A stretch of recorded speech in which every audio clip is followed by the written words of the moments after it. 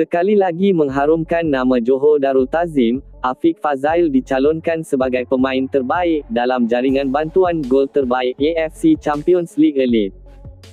Tunku Mahkota Johor gembira dan akan memberikan yang terbaik untuk Harimau Selatan.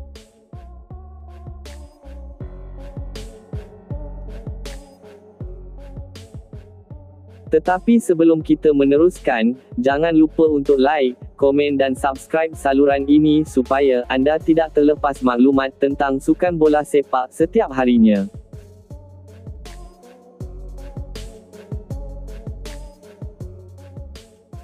Nama pemain tengah Johor Darul Ta'zim, JDT, Afiq Fazail kembali menjadi sebutan di Asia.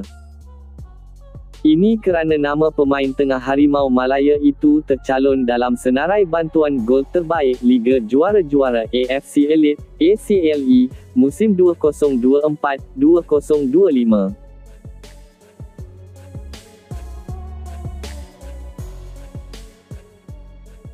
Bantuan gol yang dicipta Afiq dalam aksi menentang Ulsan HD membantu Bergson da Silva menyumbat gol ketiga perlawanan pada minit ke-88.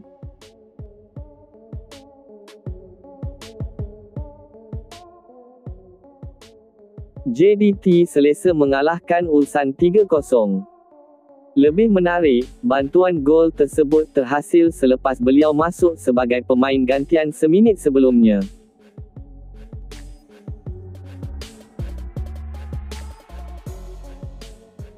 Afiq masuk menggantikan pemain tengah veteran, Nejco Insa.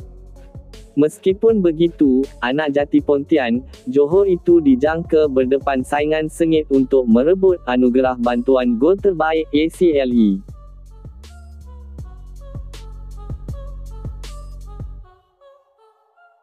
Ini kerana Afiq perlu bersaing dengan 14 pemain lain.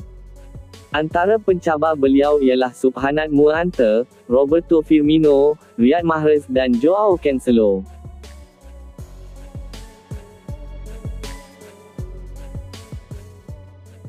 Peminat bola sepak negara yang ingin mengundi Afiq masih berpeluang berbuat demikian.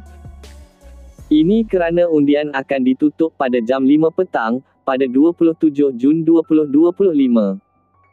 Penyokong Malaysia yang ingin mengundi boleh melakukannya dengan menekan pautan ini.